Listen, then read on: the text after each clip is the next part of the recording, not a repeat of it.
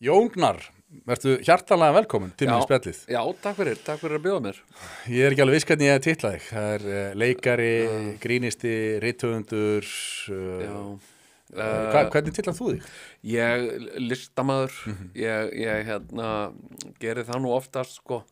Ég geti ekki sagt ég sé eitt af því þá er líka eitthvað annað, sko. Ef ég segi, ég er rithöfundur, ég er reyndar leikari,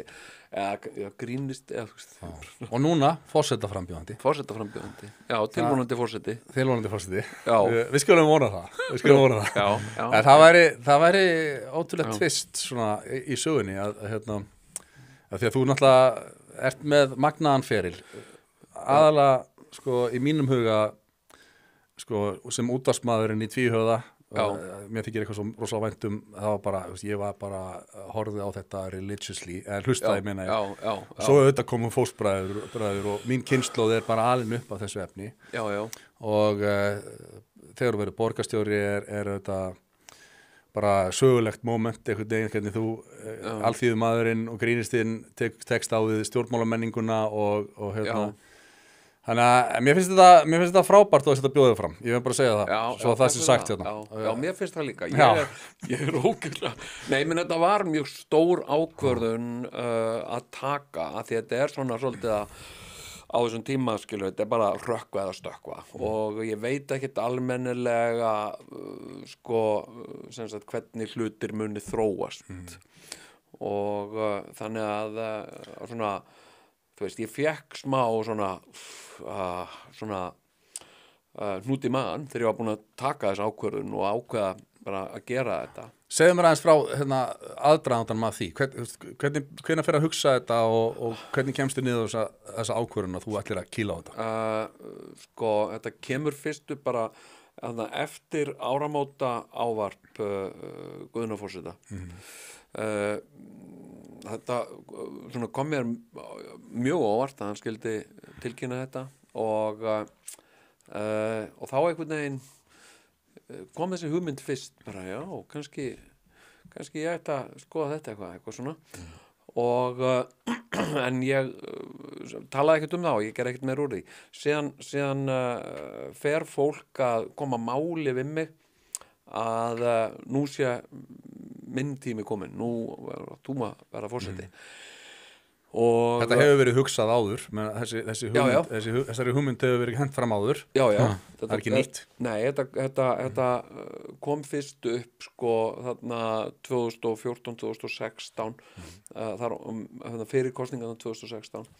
Að ég ætti að gefa kost á mér og síðan byrjar svona fólk sem ég er að vinna með í leikhúsinu fyrir norðan, ég er náttúrulega fyrir norðan og ég er fyrir á Akureyri og það er svona verið að grínast með þetta og verið að kalla mig Jón Forseta sem mjög viðeigandi. Já og Jón Forseti mættur þegar ég var að mæta á mótnan og æfingar og svona og ég byrjaði svona að gæla við þessa hugmynd svo byrjaði að fá líka skilaboð frá fólki aðalega á Messenger og verið að tagga mig bæði á Twitter og Facebook aðalega og ég fyrir byrja svona að hugsa um þetta ég fyrir að ræða þetta við Jóku konuna mína og bara þessi bolti fyrir að rúlla svona af stað og í rauninni vindur alltaf meira og meira upp á sig en ég er líka búin að vera að vinna vera að æfa mjög krefjandi, mjög erfitt leikrit sem er End Björk of course eftir Þorvald Þorsteinsson sem er mjög ágengt og erfitt leikrit og ég er að leika mjög erfitt hlutverk í því Þannig að ég líka ákvað að vera ekki að bæta þessu ofan á allt fyrir frumsýningu. Þannig að við frumsýnum þetta í lok febrúar og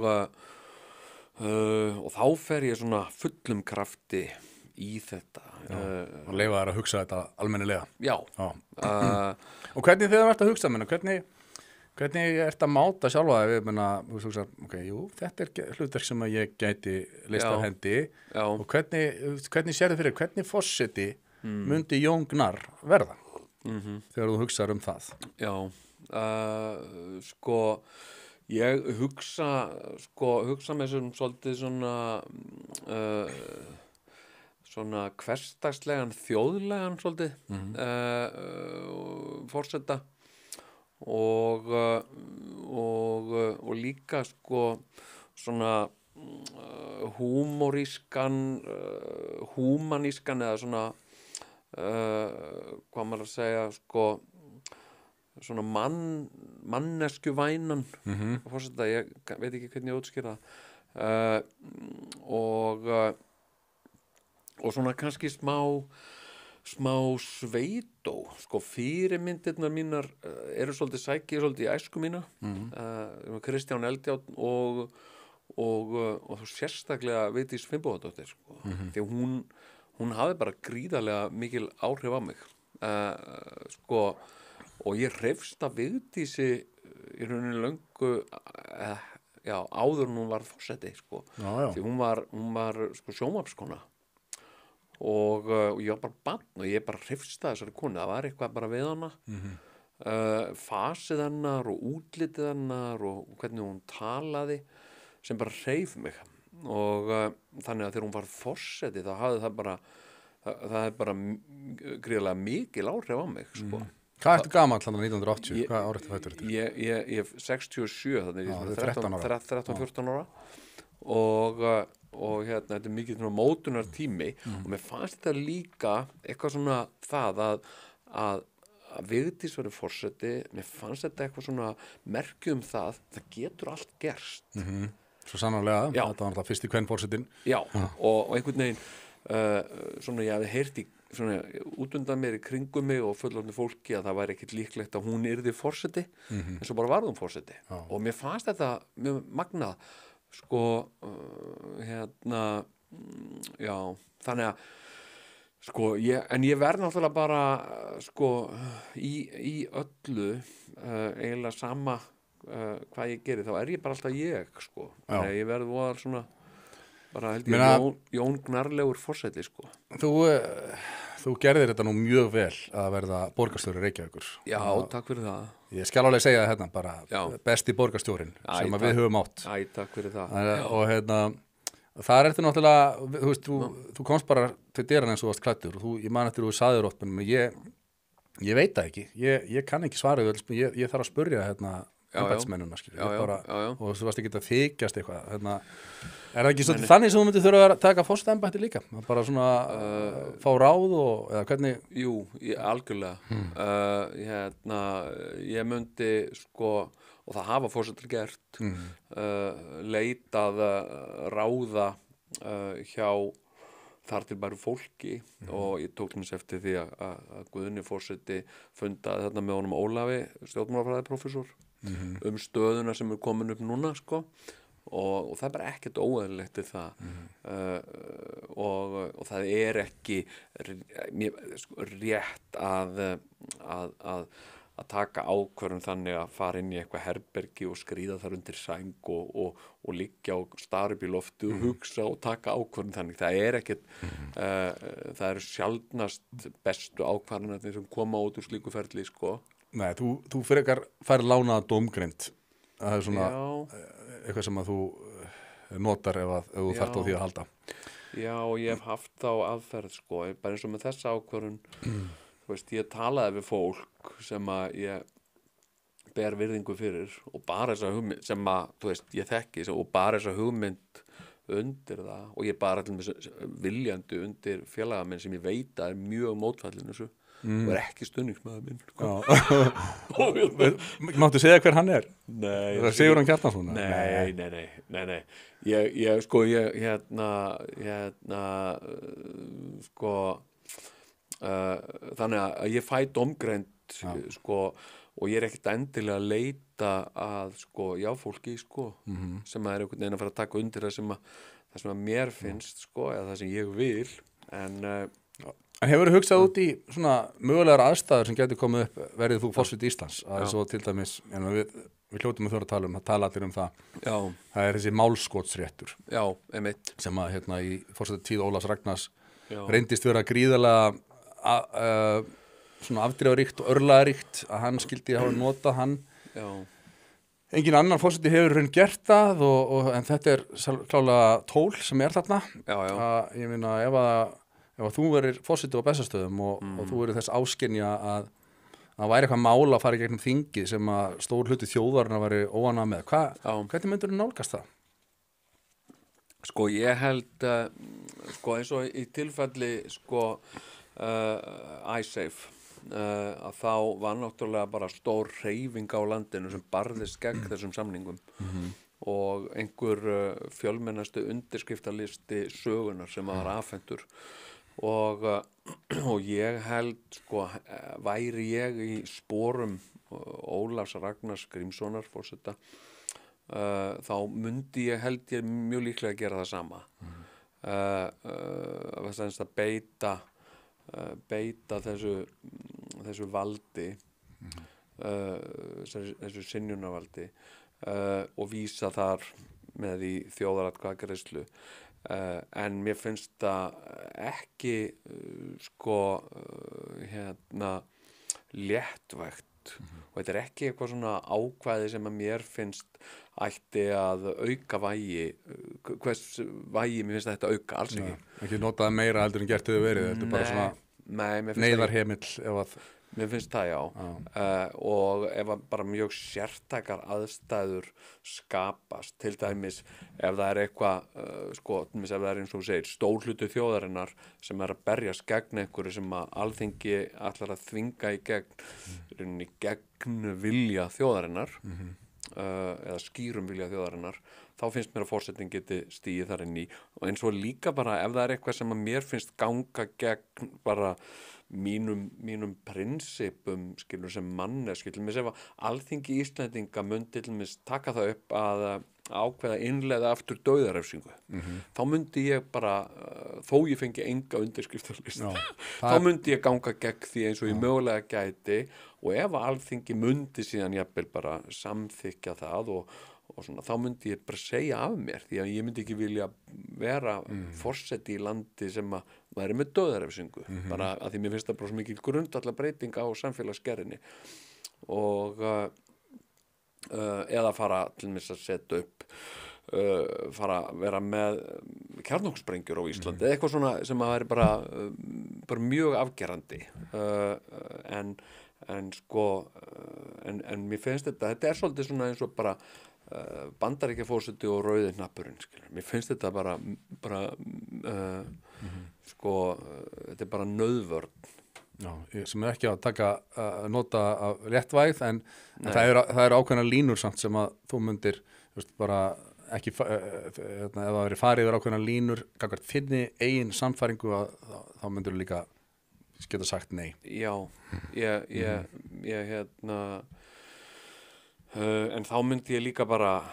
þá væri ég bara alltaf í þeirri stöðu að ég myndi ekki kæra mig að tilheyra svona samfélagi ef að samfélagi var orðið þannig og þetta eru mjög þessi dæmi sem þú nefnir mjög svona ólíkleg dæmi við skulum vona það þessi er mjög ólíkleg já en hvað hver er svona þinn go to hvað ég segja ráðgjafi ef það kemur upp eitthvað svona mál þú sagði fyrir þér að hver er það sem að þú hringir í og segir hvað finnst þér að ég ætti að gera nú er þetta mikið álita mál hér og öll spjót beinast að mér hver er það sem þú leitar fyrst til ef að þig vantar að fá lánaða dómgreind fyrst og fremst kona mín Jóka ég leita eiginlega ég leita bara alltaf fyrst til hennar heyri hvað henni finnst svo finnst mér mjög gott að fá lánaða dómgreind hjá Sigurjóni Kjartanssyni hann er með mjög skarpa og góða dómgreind en við erum líka bara hreint ekkert alltaf sammála og og síðan á ég bara mjög góða vini sem að sem ég ber mikla virðingu fyrir sem að er gáað og velgert fólk og sko og kæri sig ekkit endilega að vera eitthvað nafngreint sko. Ég skil þig. Já, ég oft bara fólk sem að vill það bara mjög síður Ég skil það. Já. Þetta er bara heilbritt merki að maður eigi slíka vini og sama geti ég sagt alltaf bara sem betur fer og maður góða vini í kringu sig sem maður treystir og getur fengið lánaða dómgrind hjá og það er heilbriðismerki held ég á svona félagslegri stöðum hans. Já, það er svona trúnaðarvinir sko, að eiga trúnaðarvini og til dæmis sko ég hef leitað til útgefandans míns sko Páll Valsson hjá Bjarti, ég hef leitað til hans. Já, hann er líka klár. Hann er mjög klár og svona og Björn Blöndal. Hann er líka snillíkur. Hann er bara mjög klár sko. Þannig að svona ég reynir líka bara að fá fólk úr mismunandi áttum og í svona mismunandi aðstæðum vegna þess að málin er alltaf afstæð. En aftur ef við gefum okkur að sú staða væri komin upp að Jón Gnarr er orðinn forseti Íslands hvernig, þú talar að vera svolítið svona sveitalegur þjóðlegur, vinalegur, mannlegur hvernig hvaða mál myndirðu sko ef að forsetinn fær einhvers konar dagskrávald til þess að þú veist setja á dagskrá einhver mál með því að þú veist bara tala í fjölmiðlum eða skrifa greinar eða eitthvað. Hvaða mál myndi þér langa til að setja á dagskrá svona til að leggja áherslu á og brýna fyrir þjóðinni? Svona sem áhrifavaldur svona til að tala fyrir. Svona þungaviktar áhrifavaldur sem forsetinn geti verið. Ég myndi sko tala fyrir svona friðsamlegri og lýðræðislegri lausn á vandamálum innanlands. Að við sem fólk að við glötuðum ekki þessum hæfileika okkar að ræða málefnalega hluti og láta ekki tilfinningasemi grípa okkur ofurliði og hvað þá að fara að grípa til einhverja svona öfgafullra aðferða sem sagt í samskiptum hvert við annað og mér finnst það bara mjög mikilvægt að við getum bara tala saman og við erum fólk sem að býr í sama landi, í sama samfélagi, tölum sama tungumál verslum í sem búðum og keyrum sem götur og svona og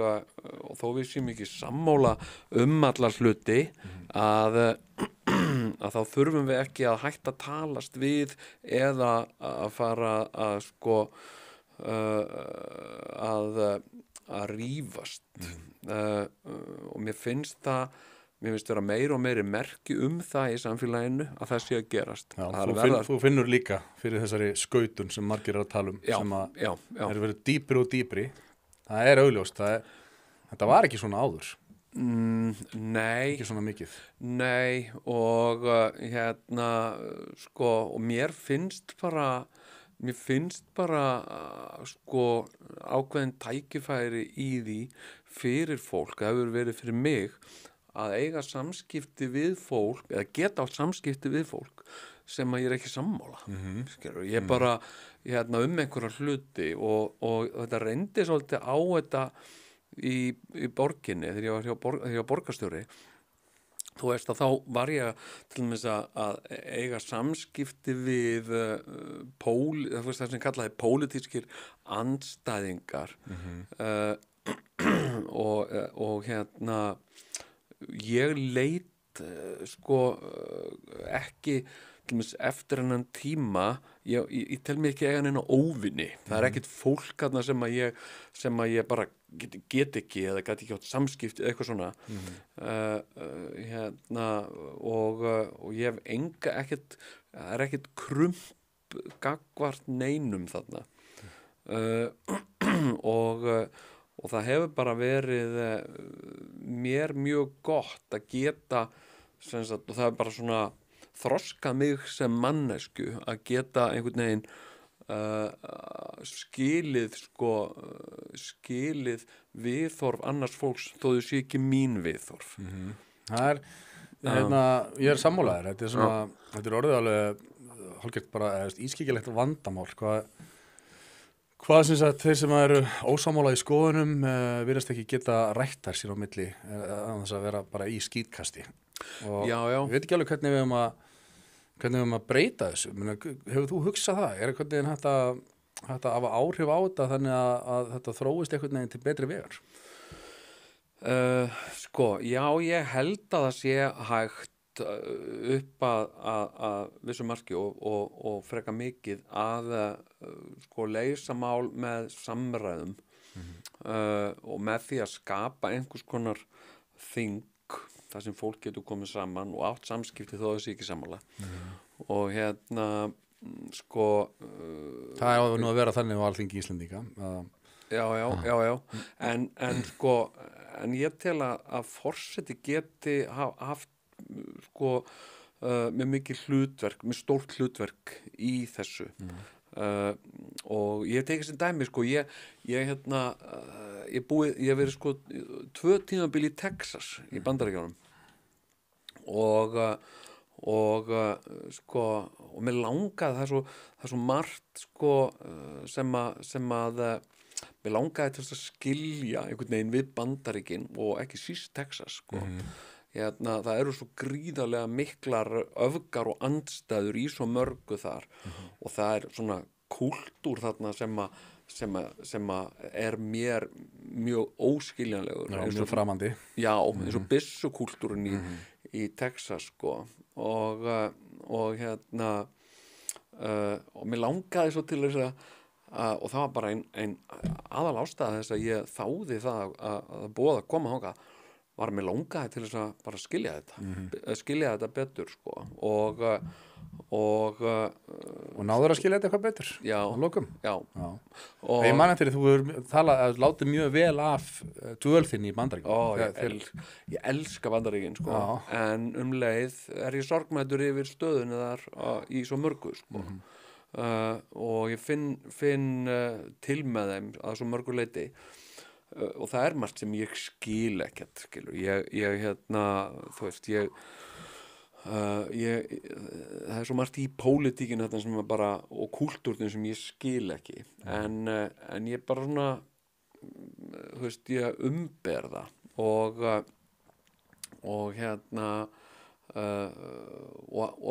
bara þú veist ég elska Texas en við varum að tala með mitt hvernig er þetta að leysa að þú veist voru ekki þar að sem sagt að þessi orðræða sem að þú veist að við getum ekki talað hvert við annað það sást eitthvað í Bandaríkjunum þar sem að þetta nota hér heima til þess að leysa þetta. Já, þú veist það umburðarlindið ég var að ræða bara rosa margt og það er svo margt í Texas sem er svo skrítið eins og þessar megakirkjur þar sem að þeir haldið á svona rísastórum leikvöngum og predikarinn kemur sígandi úr þyrlu skilurðu og ég bara skildi þetta ekki og svo var ég að ræða þarna Vestur-Ák sem er gítarkennari og svona blúsari hann er svona gítar og ég var að spurja hann út í þetta og hvað er með þessa megakirkjur og ég meina þetta og hann var að segja já ég hef oft verið sem tónlistarmaður þetta er bestu giggin að komast í sem tónlistarmaður svo er þetta líka bara eitthvað svona ákveðið sjó þetta er bara eitthvað svona þetta er sjó. Þetta er bara sérstök bandarísk menning sem þeir hafa einhvern veginn masterað alveg pródúsað alveg í botn. Já. Og þetta er afþreying og sjó og mjög áhrifamikil atrið og þetta er á ákveðin hátt þetta er ákveðin sirkus sko. Þannig að hérna mér fannst það mjög merkilegt. Talandi megakirkjur, hvar stendur þú aftur? Það hefur nú verið svona fram og tilbaka svolítið gegnum tíðina. Ég er náttúrulega alltaf verið að fylgjast með þér í trúmálum. Að þú hefur verið eina stundina hér og aðra stundina þar. Hvernig blasir þetta allt við þér í dag? Sko, ég hef fengið miklu svona djúpstæðari skilning á trú en áður og ég komin svona eitthvað svona ég komin á svona hlutlausan stað svolítið í trú ég er búin að sko vera gríðarlega leitandi í svona trúarlegum og andlegum efnum alla ævi og og bæði að vera sko ég prófaði að vera sko það sem ég reyndi að vera bara mjög trúaður og ég leitaði í kristni og ég leitaði í búddisma og svo er ég náttúrulega í grunninn alveg gríðarlega hrifinn af taóisma og svona já, sem er líka nátengdur svona kínverskri eða asískri heimspeki sem hefur líka heillað mig og en nú er ég bara svona komin á þann stað einhvern veginn ég þú veist, ég veit að alheimurinn sko gengur eftir einhverju ákveðnu gangverki, það er eitthvað ákveðið gangverki í alheiminum og ég held og það er mín trú að það sé einhvers konar það er einhvers konar sko meðvitund ég veit ekki, ég kann ekki að útskýra hana það er einhver meðvitund í alheiminum sem er mér óskiljanleg en ég skynja hún er þarna og sko og það er nóg fyrir mig svolítið að bara einhvern veginn ok, ég bara svona átta mig á þessu og ég veit fólk sem að hefur farið sko í tekið sko ayahuasca eða eitthvað svona og það hefur verið að lýsa upplifun sinni og ég bara, já nákvæmlega þetta er svona þetta er mínu upplifun en ég hef aldrei tekið ayahuasca og ég ber mjög mikla virðingu fyrir sko trúarbrögðum religjónum, það er að segja svona ólíkum trúarbrögðum fólks og mér finnst allt fólk hafa rétt á því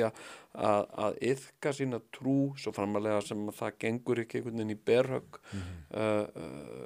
við mín réttindi eða réttindi annarra til iðka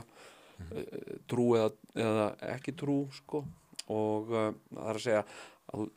hún noti ekki trúna til að dæma annað fólk sko og þetta er sko trúin er svo samofin trúarbröðin er svo samofin mannkynnssögunni að segja að þetta sé einfalt mál er bara ekki rétt trú og trúarbröð er gríðarlega flókimál og það kannski kristallast skýrast núna fyrir botni Miðjarðarhafs á Gaza og sem sagt átök á milli Palestínu og Ísrael sem að fólk segir gjarnan að sé bara mjög einfalt og eitthvað svona, það bara er það ekki sko. Það er mjög fyndið, allt sem þú ert búin að segja núna síðan ég byrjaði þessa trúspurningu svolítið abstrakt og svona en eiginlega nákvæmlega eins og ég myndi sjálfur lýsa því og samt fyrir svona 10 árum síðan þá hef ég sagt að það væri allt bölva að kjafta þess að vera að segja en ég hef gengið gegnum svona mikla breytingar að það er allt mega mikinn sens sem þú segir þú veist, þetta er mjög svipað eins og ég hugsa þetta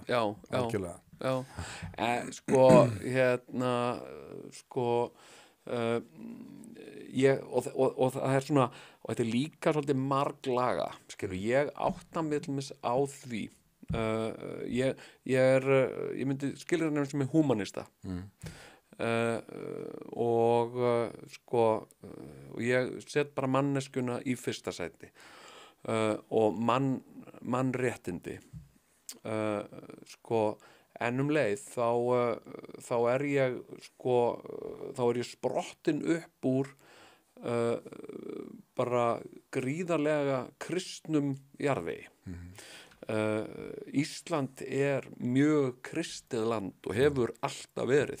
eiginlega frá landnámi. Menningarlega kristin. Menningarlega kristið og íslensk þjóðmenning er á svo margan hátt nátengd kristni.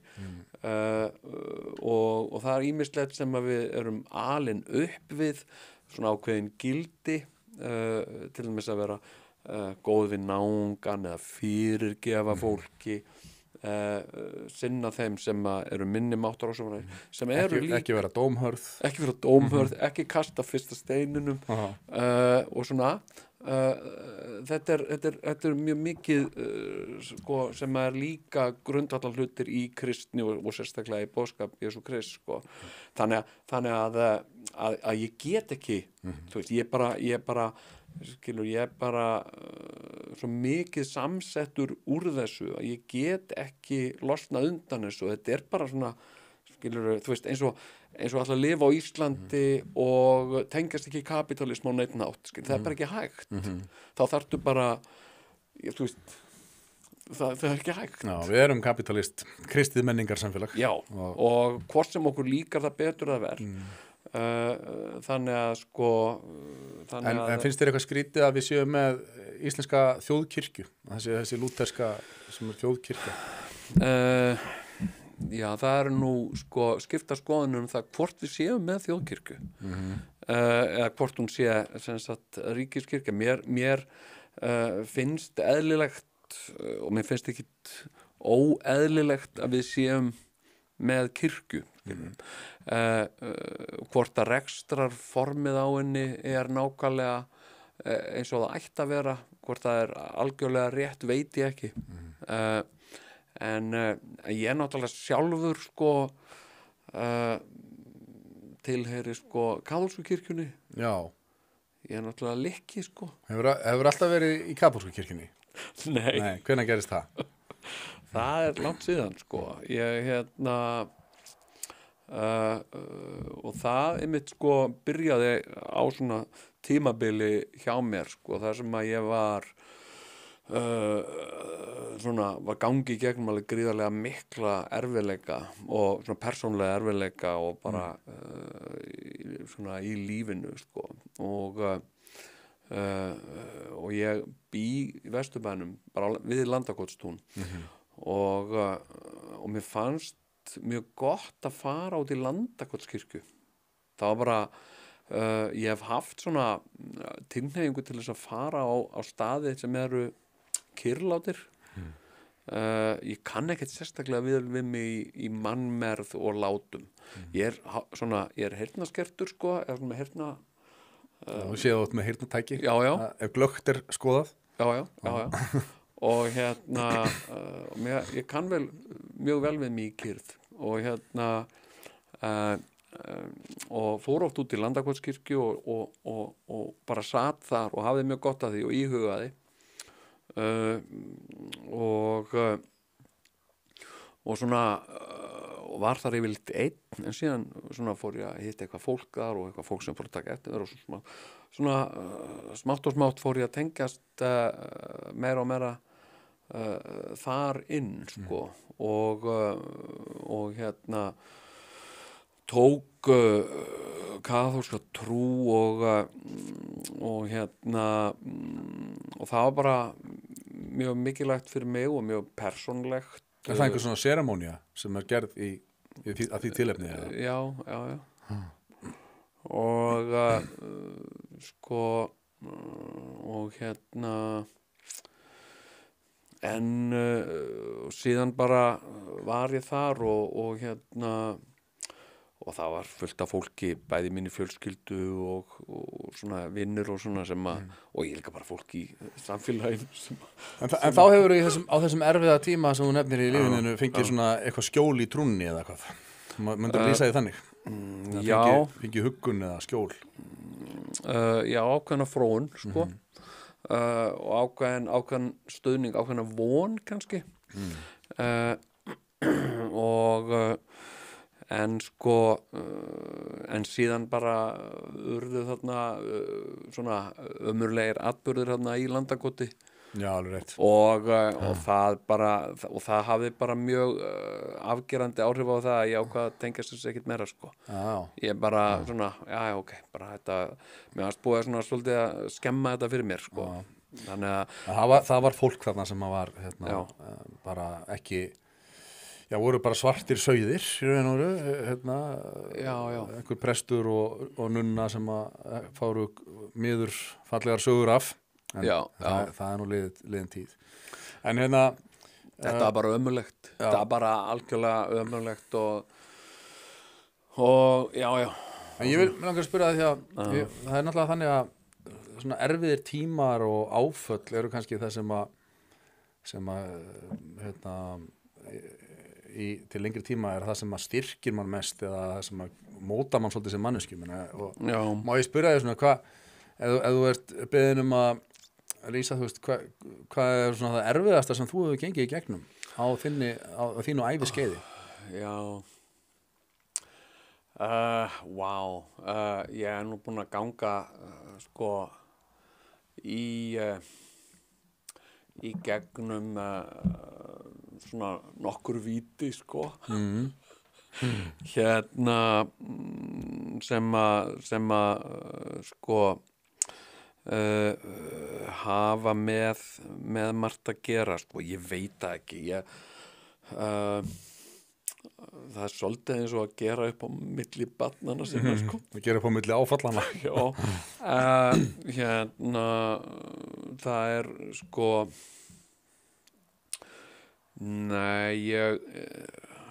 Nei, ég vil ekki fara þar.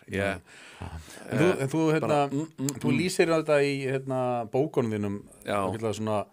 þú veist, ákveðnum áskorunum í æsku. Já. Og hérna, og náttúrulega sendur hérna á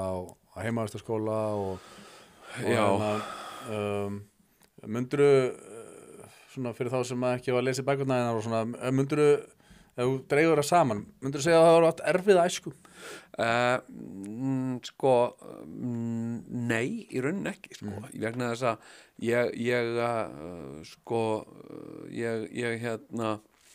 ég hafði sko aðhald og ég átti fólk að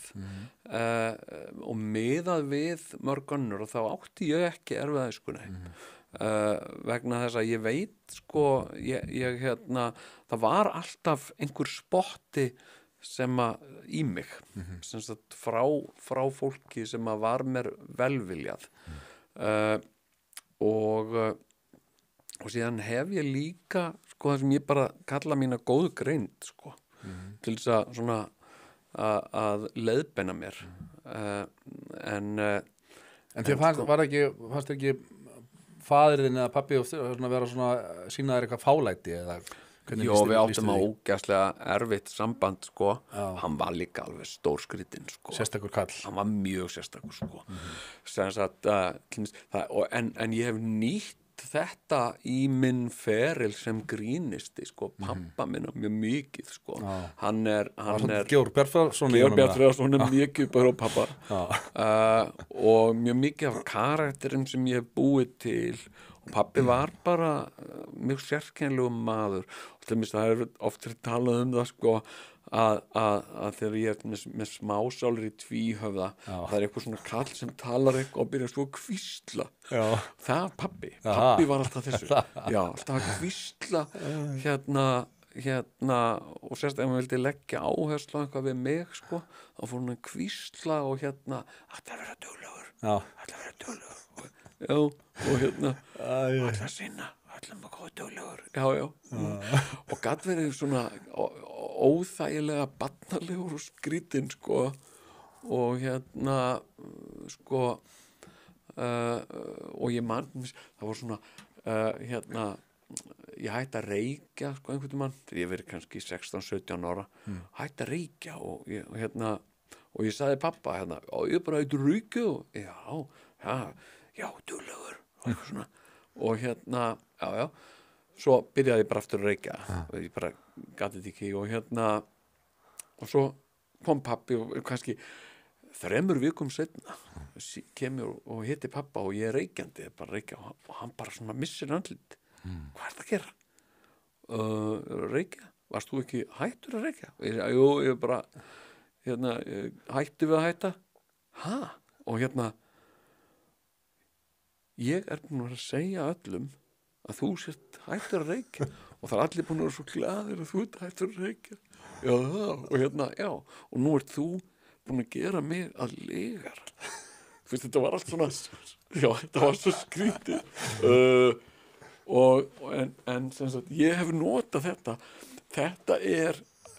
sko aðal innihaldsefnið í öllum þessum skrítnu kollum að ringja í smásál. Það er magnað. Já. Það er alltaf sko eftir í tekið og ég mun oft talað það. Sko við erum alveg uppið það, íslenskar kvikmyndir voru lengi vel bara einhvern veginn svona, svo skrítnar bara, það var bara eitthvað, talið í þeim og það var allt bara einhvern veginn eins og væri á sviðinu niður í Þjóðleikhúsi og mér finnst því svo með tilkomið þinni inn í sjónvarpsþætti og kvikmyndir, þá fórum við fyrst að sjá svona eðlilegan leik og maður oft talað það bara, hvað er svolítið magnað, það komið þarna einhver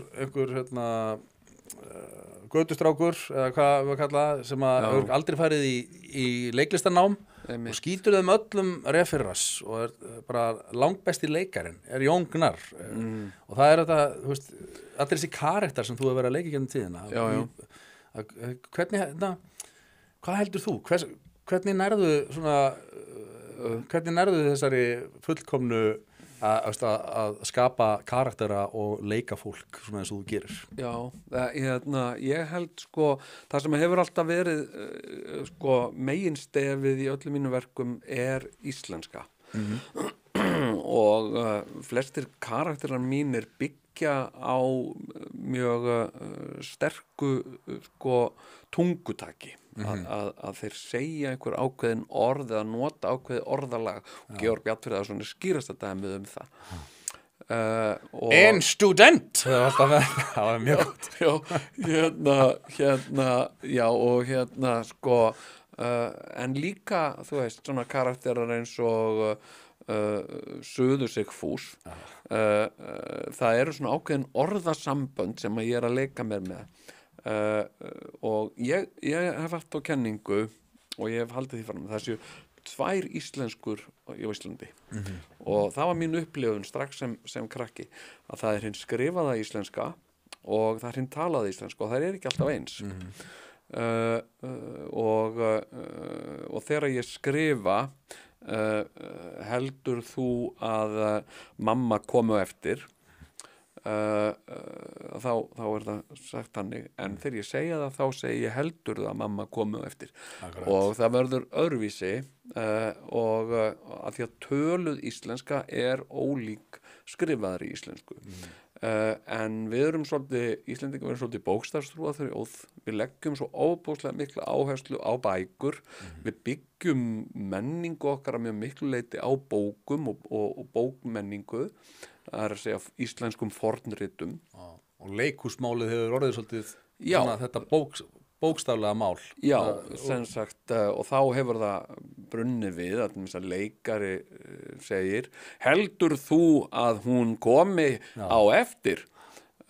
sem að myndi gangi í bók en gengur ekki upp í eðlilegu tali þannig að þegar að ég kem fram eins og þú segir að ég er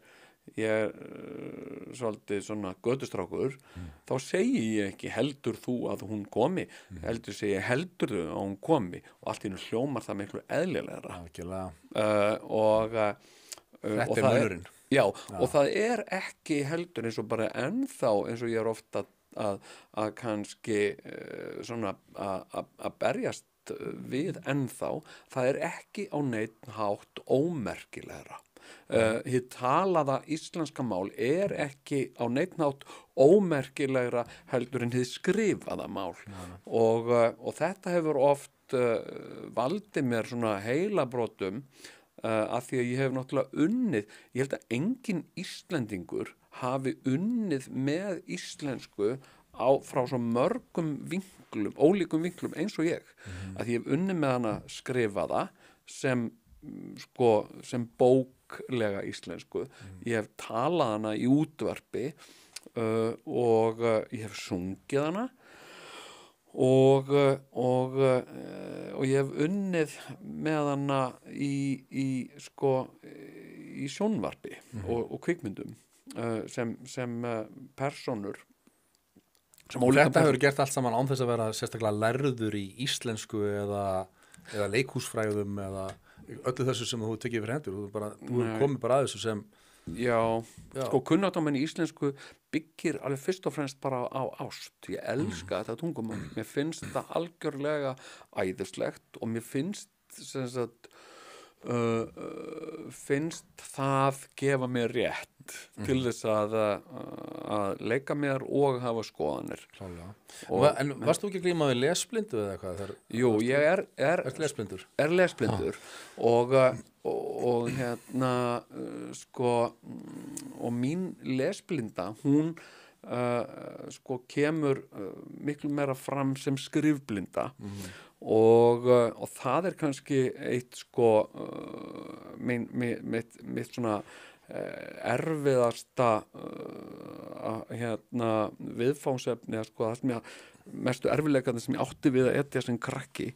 það var ég átti svo erfitt með að skrifa ég sem sagt handskrift og ég sneri stöfunum vitlaust og það fylgdi þessu svo mikil skömm og niðurlæging þetta var bara einhver mesta niðurlæging sem ég hef upplifað í lífinu skilur að geta ekki einu svona skilur skrifa nafni mitt rétt skilur að því ég mundi ekki hvernig jóð átt snúa og þetta er ekki flókið fólk er alltaf að segja við þig þetta er ekki flókið skilur og hvernig dettur það í hug og skrifa snýr öfugt og heldur að þetta hefur markeraði eitthvað já, þetta gerði það þetta bara situr í mér, þetta mun alltaf sit í mér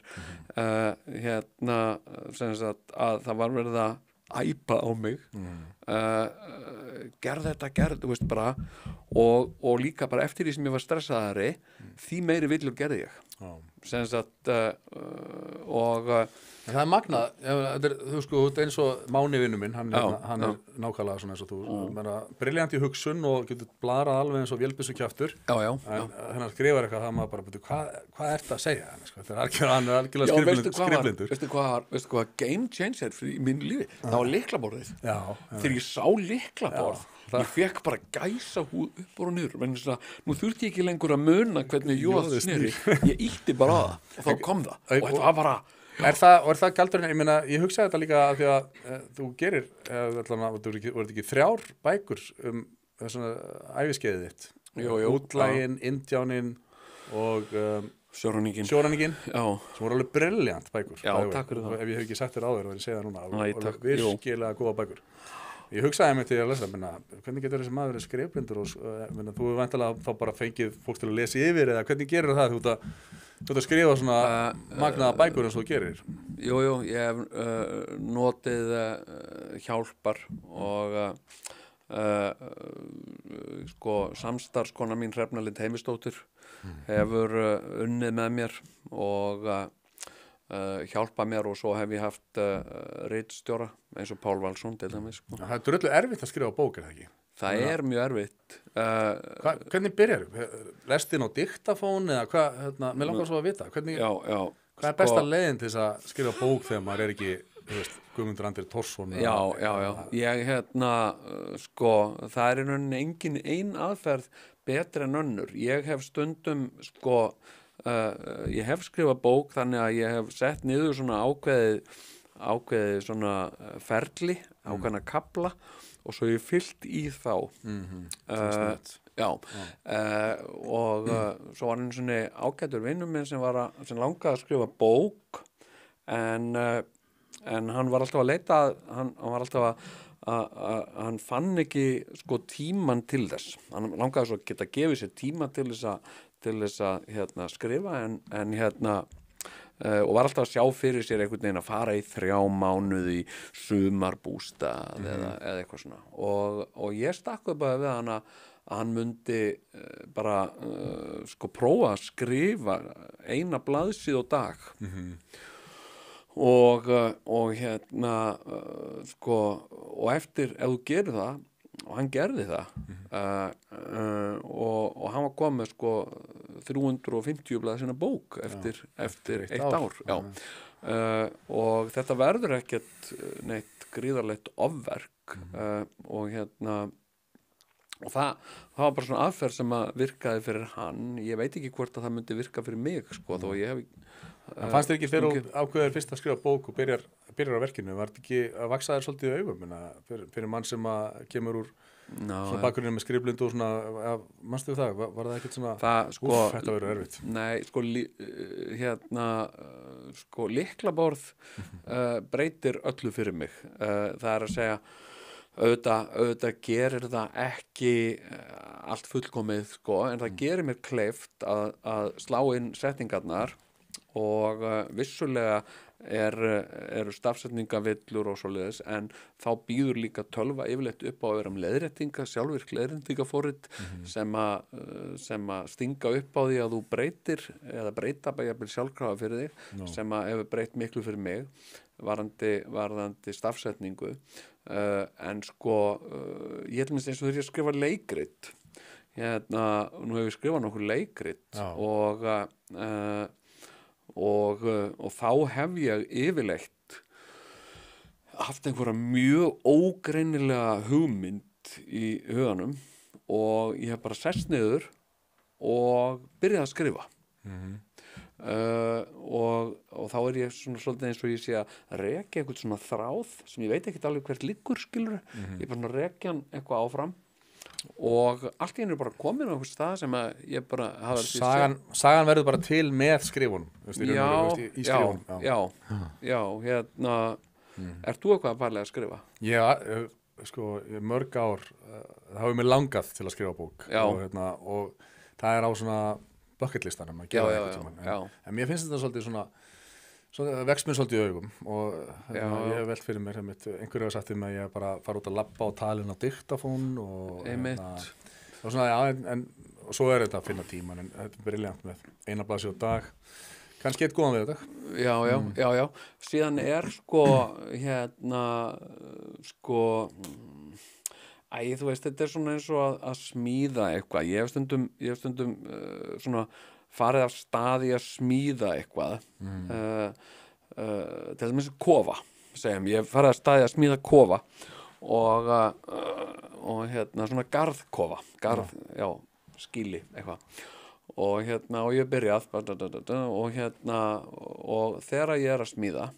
það átta ég mig allt í einu á einhverju lögmáli í smíði sem ég hafði ekki séð fyrir og stundum sko hreinsa ég upp það sem ég byrjaði að smíða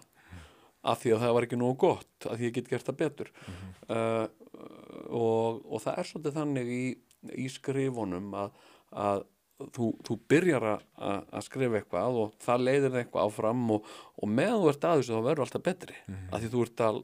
uppgöta alls konar bæði í sambandi við skrifinu og líka í sambandi við sjálfa þig og þinn eigin stíl og svona þannig að þá getur þú farið að vinna líka afturvirkt og gera byrjunina betri heldur en hún var. Þú ert augljóslega komin með fóna okkar þjálfun í þessu en til dæmis þegar þið byrjuðu með Fóstbræður þessa sjónvarpsþætti sem að vera algjört breakthrough á Íslandi með fullir virðingu fyrir Spaugstofunni og svona þá náttúrulega þegar Fóstbræður komu þá bara fengu í fyrsta skipti almennilega gríðþætti. Hvernig var það? Voruð þið skrifuðu niður handrit af þáttunum eða sketsunum áður eða hvernig gerðu þetta? Jú, þetta voru við Sigurjón sko með við byrjuðum með ritvél sko og setna með tölvu þar sem við vorum að skrifa niður sketsana og hérna og oft var þetta ekki neitt á blaði hérna það var eitthvað sem við skildum og nefndum ekki að lýsa í smáatriðum og við vorum gagnrýndir mjög fyrir þetta af leikstjórum og svona framleiðendum þarna upp á Stöð 2 sem svo þið verðið að læra að skrifa almennilega handrit, það er ekki hægt að bjóða fólki upp og svona og við vorum að segja, við vitum alveg skilurðu hérna eins og til mist bara einhverja svona þegar ég var að leika einhverja karaktera með einhverja ákveðni rödd að þá kom það ekkert fram í handritinu en var kannski aðal inntakið í sketsinu, þannig að sketsin virtist svona ómerkilegur og svo sagði fólk, já en þetta er ekki fyndið, jú, þetta er fyndið með sko röddin, ég geri þarna rödd og akkur stendur það þó ekki í handritinu að þú veist, það tók okkur smá tíma að læra þetta og við vorum síðan sendir, það var stöð 2 skráði okkur á handrita námskeið sem að það var einhver danskur handritafræðingur sem var einhver námskeið og ég og Sigurjón vorum hérna og ég kom þarna og ég var alveg spenntur sko og þetta var svo drepleðilegt sko hann talaði og á ensku sko og ég stilti síman minn á hringingu sem sagt að vekjaran og svo setti ég síman í vasan og svo hringdi hann og ég hérna klassískt fyrirgefðu, já ég er hérna á námskeiði fyrirgefðu eitthvað svona, allir eitthvað horfðu svona á mig og ég laumaði mér út klassískt trikk klassískt, já og svo fór ég út í bíl og ég ok, ég hringi Sigurjón og hann svaraði takk fyrir það þannig að þetta var ekki mjög skemmtilegt nei, þannig að við stungum af báðir en var alveg ljóst þú byrjaðir að skrifa ljóð sem unglingur og gafst út einhverja ljóðabók eða ekki á smekkleysu eldgamla þetta var alveg ljóst að fyrir þér þá að þú myndir starfa við einhvers konar skrif mestanpart æviðinnar. Nei, mér fannst það mér fannst það óraunhæft að ég myndi nokkuð með að vinna við skrif út af bara því hvað þetta var mér mikil fyrirhöfn og hvað þetta var mér erfitt og þetta var líka nátengt svona slæmum tilfinningum, allt svona skrif þetta var nátengt svona einhverju niðurlægingu og vanlíðan og vanmætti og skammaður fyrir já, og líka bara hvernig getur orðið rithöfundur þú kannt eiginlega ekkert að skrifa skilur, þetta er eins og að hafa gaman að því að smíða og vera bara mjög lélegur smiður skilur, en hafa gaman að því nei, ég bara sá það ekki fyrir mér og ég var einhvern veginn var svona frekar bara vonlaus með sjálfan mig, ég einhvern veginn ímyndaði mér að þetta líf sem sagt hefði ekkert upp á neitt fyrir mig að bjóða sko. Ég ímyndaði mér að það væri ekkert sko neitt hlutverk fyrir mig í þessu lífi. Ég var búinn að reyna sko eins og í skóla og svona sem unglingur og unglingahópi að vera skemmtilegur og ég vissi það að ég var skemmtilegur og svona og gjarnan á minn eigin kostnað sko að ég var svona skrýtni rauðþarði gaurinn sko sem að ég var alltaf einhvern veginn út úr hól sko en ég sá það ekki fyrir mér sem eitthvað sem ég myndi vinna nei. Þetta var meira bara svona eitthvað sem ég var svona en síðan myndi ég þurfa að hætta því til þess að gera einhverja vinnu og á einhverjum tímapunkti þá svona verður það kannski óvænt fyrir þér einhvern veginn hvað þú nærð mikill í velgengni á þínum bara pjúra eigin verðleikum bara á því hver þú ert er það ekki? Jú, það verður eitthvað svona turnaround kringum fósbræður eða hvað myndir þú segja? Já, þetta byrjar allt svipaleyti sko tvíhöfði og fósbræður við Sigurjón kynnumst sko þegar við erum svona 18-19 ára og kynnumst við og bara strax og við förum að vera saman að þá myndast eitthvað svona kemistri á milli okkar og sko ég leit mjög upp til Sigurjóns á þeim tíma, ég geri það ekki lengur ég leit mjög til hans, mér fannst hann mjög merkilegur náungi og það að honum fannst ég sniðugur og svona fannst mér mjög traustvekjandi að þetta væri ekki alveg og lausulofti gripið úr því að honum fannst þetta í lagi og svona það skipti máli að hann hefði eitthvað svona trú á þér já. Það gaf mér sjálfstraust sko. og síðan sko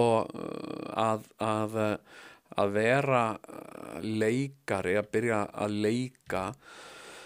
var bara fyrir mig eins og skilur bara eitthvað dóp, skilur. Ég elskaði þetta.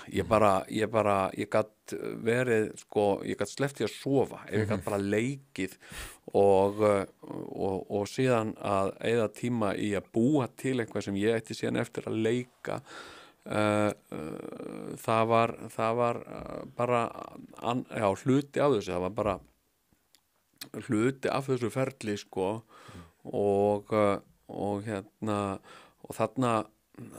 í rauninni smátt og smátt verði ég grínisti eða grínleikari eða hvað það er kallað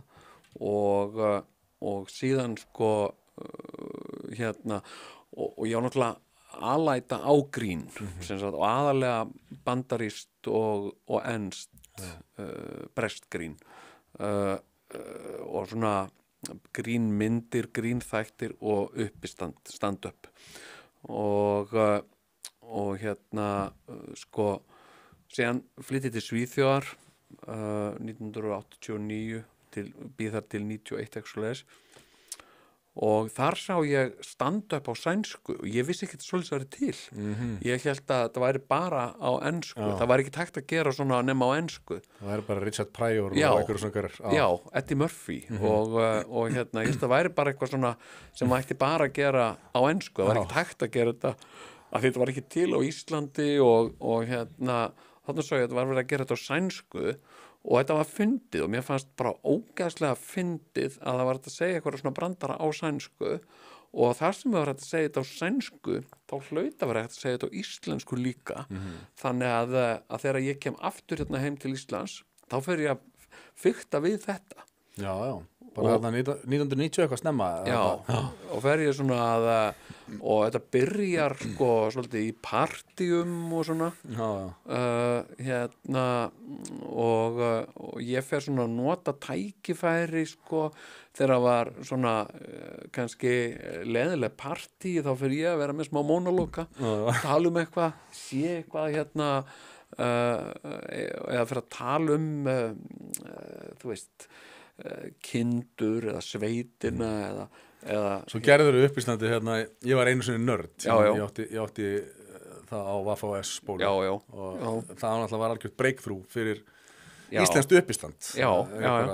það fyrsta sinnar tegundar það var svo merkilegt sko ég var búin að vera með svona þú veist ég var að skemmta á árshátíðum og þorrablótum og ammælum og eitthvað svona og var stundum á einhverjum svona veitingastöðum með kannski korter stand-up svo langaði mig að gera þessa sýningu svona eins og ég hafði séð í útlöndum að grínistar voru með sína eigin sýningu og og mér langaði til einhvern veginn að vera í einhverju leikhúsi og ég var svona skoða sko þjóðleikhúskjallarann eða eitthvað eða borgarleikhúsið og var að reyna að kynna þetta og það var spurt, já en þú veist en hvað, ertu með handrita af þessu, er þetta nei, þetta er bara stand-up sko já en þú veist hvað, en er það leikrit það vissi ekki hvað þetta var nei, það vissi ekki og ég, nei, þetta er ekki leikrit sko og hvað er þetta bara, er þetta skemmtiatriði eitthvað, nei, þetta er ekki skemmtiatriði sko, þetta er þetta sprell, nei, þetta er ekki þetta er stand-up sko, svona eins og Eddie Murphy, Richard Pryor eitthvað, bara vissi ekkert hvað það var og hefði ekki áhuga á því sko en svo fekk ég inn í loftkastalanum og ég leigði það í rauninni bara undir þetta ég sá þessa sýningu, það var mjög gott þetta út búin að bralla mjög margt í gennum tíðina og svo er náttúrulega þessi vegferðin inn í borgina með besta flokknum það sýndi bara sko eins og þú talaður með Vigdísi að allt væri hægt nákvæmlega, já og það var algjörlega, þetta hefði aldrei gerst áður að kemur maður sem er algjörlega ótengdur stjórnmálum og tekur bara yfir stjórnmálin í Reykjavík ertu að nálgast þetta forstaframboð einhverju leiti með svona úr sömu áttinni að svona vera þessi alþýðu eða, þú veist, Já. ótengdur stjórnmálumaður sem að er bara að koma þaðan inn í þetta? Hvernig lítur á það? Já, svolítið og mér finnst ég hafa einhvað fram að færa í því sko og ég er svolítið svona rekin áfram af bara hvöt frá því að krakki frá því að unglingur að sem sagt fá að sem sagt vera með að hafa eitthvað fram að færa að ég hérna sko gera gagn svolítið og hafa eitthvað hlutverk eins og í sýningu eða kvikmynd þá myndur þú taka þetta hlutverk á Bessastöðum bara fast. Sko ég er að gera þetta og það er margt mjög skrítið í þessu sko ég hérna ég kem hérna inn í sko 2010 inn í pólitíska svið þegar að pólitíkin er bara að verða svolítið súr sko. Það er bara orðið svolítið súr stemning sko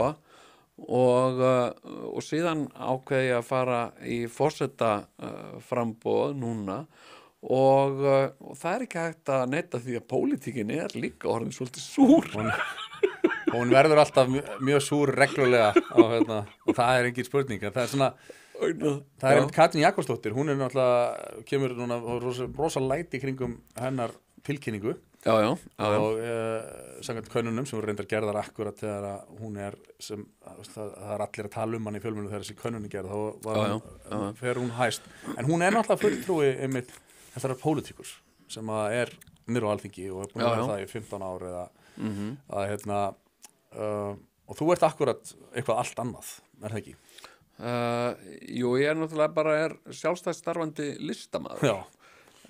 ég er sko íslenskur listamaður, rithöfundur, leikari og sviðslistamaður og sko og kem ekki úr þessum kúltúr og mér finnst það svo mikilvægt mér finnst það svo gríðarlega mikilvægt fyrir okkur Íslendinga að eiga fulltrúa úr menningu og listum sem sagt í opinberum stöðum mér finnst það bara mjög mikilvægt og ég svona þú veist, mér finnst það sko jákvætt að forseta embættið, það er að segja forsetinn og Bessastaður og embættið sé ótengt pólitík og þar margir sammálaðir í því og sé svona ákveði mótvægi við pólitík eða svona dempari á pólitík eða að því að við þurfum pólitík, við þurfum alþingi og við þurfum lýðræði, það er það kerfi sem við viljum sko lifa við hérna á Íslandi en svo hefur forsetaembættið verið eitthvað annað en núna er eins og þetta ákveðinhátt sko hinn pólitísku valdaöfl að færa sig yfir í Alþingi og færa sig yfir á Bessastaði mennur? Nei, færa sig yfir í forsetaembættið á Bessastaði yfirtaka, þetta er rauninni pólitísk yfirtaka á forsetaembættinu á ákveðinhátt og það er bara beint sko, það er ekki einu svona klárað kjörtímabilið, það er bara hoppað beint úr stóli forsætisráðherra yfir í embætti forseta ef henni tekst ætlunarverk sitt sko. og mér finnst það ég set spurningamerki við það ég er ekki að endilega segja að það sé alrangt kannski er það bara skilur, það er þannig í sumstaðar, í sumum löndum hérna, að það er sko forsetaembættið flokkspólitískt, það er einhver stjórnmálflokkur, það hefur til dæmis verið bent á það að þetta sé ekki einsdæmi að forsætisráðherra bjóði sem fram til forseta, það hafi gerst í Finnlandi en þar er það mjög nátengt stjórnmálaflokkum, forsetaembætti sem það hefur ekki verið hér skilur, við höfum ekki viljað hafa það þannig hér nei, en ég er ekki að segja að það sé rétt eða rangt sko, það bara er þó breyting sem að ég bara svona, ok bara, en hérna svona í lokin þú ert eins og þú segir, menna, þú ert listamaður og þessi hugmynd að einhver embætti stjórnkerfisins séu skipuð fulltrúum menninga og lista, það bara bríðis hugmynd, en ertu þá fulltrúi lista og menningar eða fulltrúi hverra ertu ef þú eru forseti Íslands? Já, það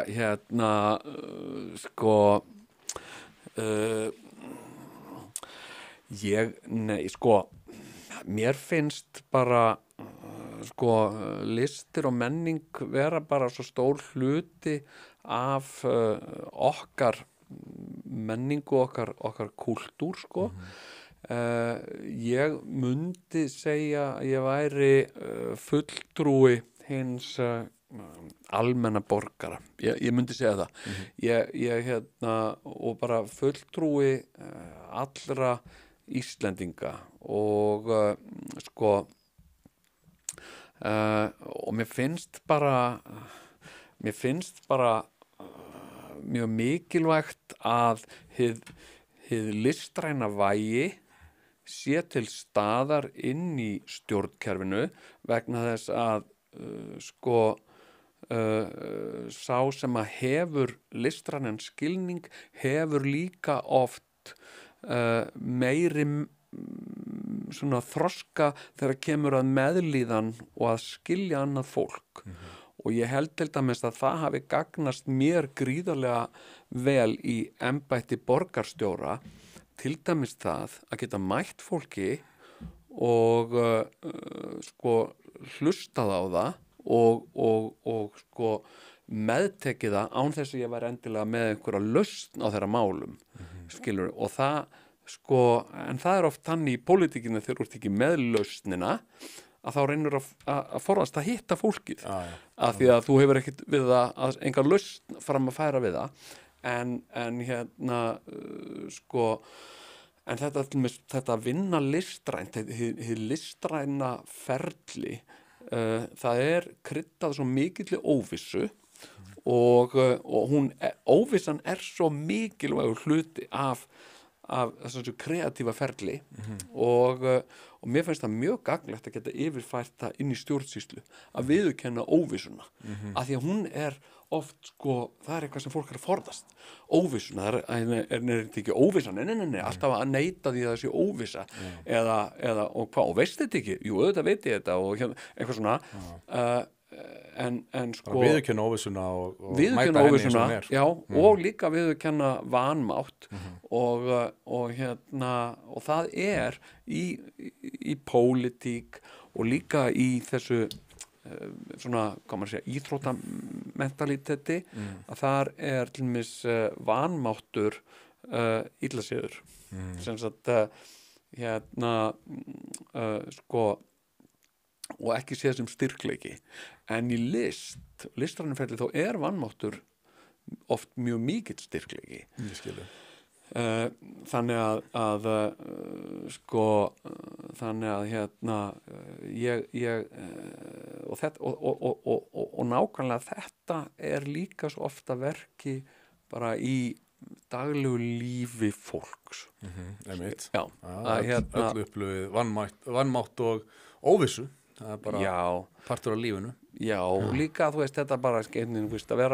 vera foreldri, vera pabbi og vera að spyrja spurninga sem þú veist ekki og þú veist að því að það er eitthvað svona hlutverk sem að þú átt að hafa vera alvitur og leiðbeinandi og öldungur og allt það Ætlar að eyða miklum peningum í barátuna? Já, ætla að öllu sem þú átt, veðsenda húsið og hvað ætlar að gera? Nei, ég er bara algjörlega háður frálsum framlögum og hef fengið sem sagt, er með söfnunarreikning þar sem að ég fengi framlög frá fólki og það er það sem gerir mér kleift að gera þetta og ég er bara í þenni vinnu að ég er ekki með ég er bara sjálfstætt starfandi listamaður, ég get tekið mér frí en það bara hætta launin bara nákvæmlega á þeim tíma sem ég tek mér frí og ég er til mig ég er að setja pásu á tvíhöfða og ég held ekkert áfram að fá tvíhöfða pening, skilur, leða tvíhöfði hættir, þá bara hættir launin, skilur við. Þannig að, og ég fæ ekki biðlaun frá tvíhöfða, skilur við, sem að ég get nota til þess að ferða. Það væri nú sanngjarnt, sko, að þetta er að fá biðlaun frá tvíhöfða. Já, nei, sem ég get nota til að ferðast landið eða eitthvað svona, þannig að hérna, sko, ég byggi þessa kosningabaróttu algjörlega á frjálsum framlögum og sjálfboðavinnu. Það er fullt af fólki sem er að hjálpa mér, er að hjálpa til og er að gefa vinnu sína og fyrir það er ég mjög þakkláttur.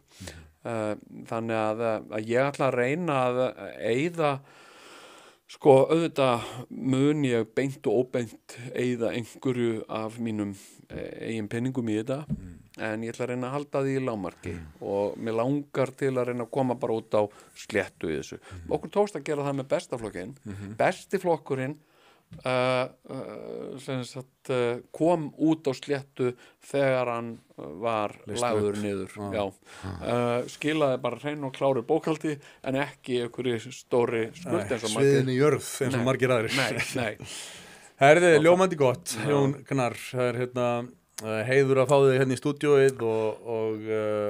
við erum mjög spenntir fyrir þessari vegferðinni hér og það verður í það minnsta ótrúlega gaman að hafa þig í þessari kosningabaráttu. Þetta verður stórkostlegt. Já, það verður æðislegt að þegar þú ert mættur í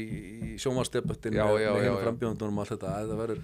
Þetta verður mjög skemmtilegt og ég óskaði bara góðs gengis. Þakka þér fyrir. Og þakka þér aftur kærlega fyrir komuna. Já, takk. Takk fyrir.